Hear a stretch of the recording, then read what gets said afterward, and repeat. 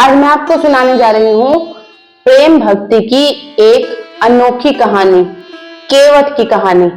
वैसे तो आप सबने केवट की कहानी पहले भी सुन ही रखी होगी, लेकिन यह एक भक्ति भाव से भरी हुई प्रेम कहानी है जो क्षीर सागर से शुरू होकर और भगवान राम के साक्षात मिलन तक, त्रेता युग तक पूरी होती है। तो चलिए आज इस स्टोरी को हम शुरू करेंगे। यह एक सिर्फ कहानी ही नहीं, इसमें बताया गया है कि जब आपके अंदर एक बहुत ही सच्ची भक्ति होती है, भगवान के प्रति भक्ति होती है, तो भगवान भी मजबूर हो जाते हैं आप तक पहुंचने के लिए। तो स्वागत है आप सबका मेरे चैनल द स्पिरिचुअल टीवी 24 में। अगर आपको मेरी स्टोरीज अच्छी लगती हो तो आप मेरे चैनल को सब्सक्राइब करना ना भूलें। तो चलिए इस कहानी को शुरू करते हैं। क्षीर सागर में जब भगवान विष्णु अपनी शेष शैया पर लेटे हुए थे तो माता लक्ष्मी उनके चरण दबा रही है। तो उनके चरण दबाते दबाते भगवान विष्णु का एक अंगूठा, पैर का अंगूठा शेष शैया से बाहर आ जाता है। क्षीर सागर में यह दृश्य कछुए ने देखा और उनको इच्छा हुई कि अगर मैं भगवान विष्णु के अंगूठे को चाट लेता हूं अपनी जीवा से तो मेरा मोक्ष हो जाएगा। यह सोचते सोचते कछुआ भगवान विष्णु की तरफ बढ़ने लगा। तो अब यह सब शेषनाग जी देख रहे थे। उन्होंने कछुए को भगवान की तरफ आते हुए देखा और जोर से फुफकारा। उस फुफकाहट से कछुआ डर गया और वह पीछे हट गया। तब उसके बाद कछुए ने दोबारा कोशिश करी। जब कछुए ने दोबारा कोशिश करी तो इस बार शेषनाग का ध्यान उन पर से हट गया और माता लक्ष्मी ने उन्हें आते हुए देख लिया। माता लक्ष्मी ने भी उन्हें दूर भगा दिया। इस प्रकार कछुए ने अनेकों बार प्रयास किए, लेकिन माता लक्ष्मी ने उन्हें हर बार वहां से हटा दिया। ऐसा करते करते उन्हें कई युग बीत गए, यहाँ तक कि नई सृष्टि की रचना भी हो गई और त्रेता युग आ गया। अब इस बीच कछुए ने बहुत सारी योनियों में जन्म लिया और उन्होंने हर योनि में वही प्रयास वो करते रहे कि किसी तरह से भगवान विष्णु तक वो पहुंच सके, लेकिन वो हर योनि में असफल रहे। तो अब सतयुग से त्रेता युग तक आ गए।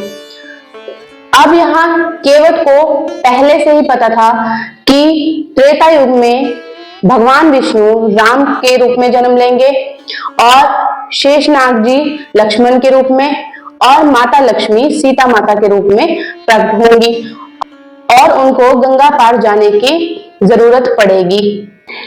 एक युग से भी ज्यादा तपस्या करने के बाद वो भगवान राम के सारे मर्म जान चुके थे। इसी कारण वो भी केवट के रूप में अवतरित हुए कि मैं इस जन्म में तो भगवान राम को पा ही लूंगा।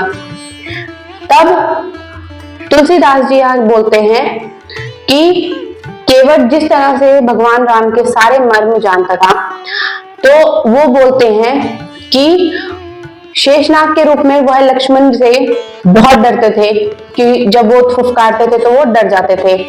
लेकिन इस जन्म में केवट ने ऐसा ठान लिया था, अगर मुझे लक्ष्मण के गुस्से का या लक्ष्मण के तीर का भी सामना करना पड़े तो मैं अपने प्राण भी त्याग दूंगा, लेकिन मैं भगवान राम को पाकर ही रहूंगा।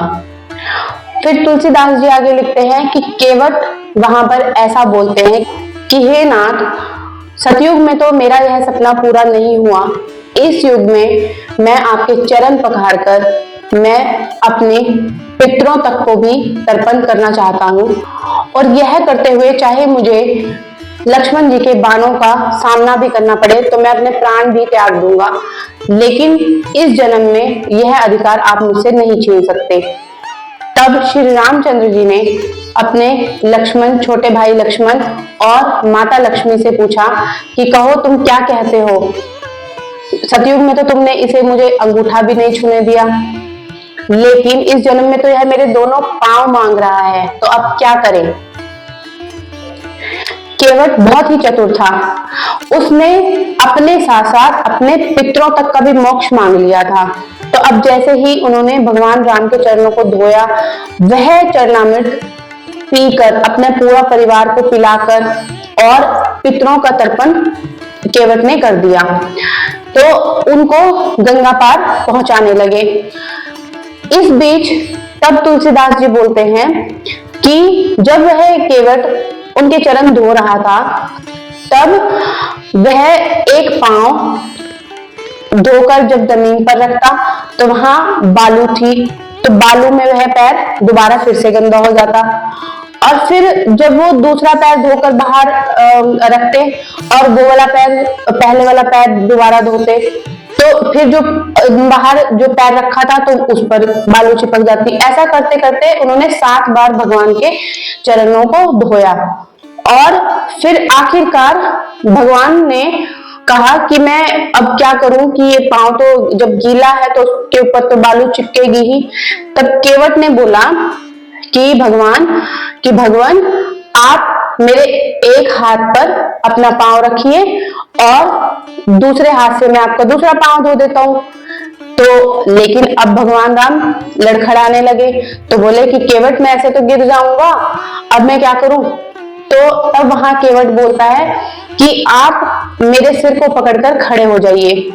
तो जिस तरह से आम घरों के अंदर भी जब बच्चे को मां नहलाती है या कुछ चप्पल पहनाती है, स्लीपर पहनाती है, तब बच्चा मां की गर्दन को पकड़कर खड़ा हो जाता है।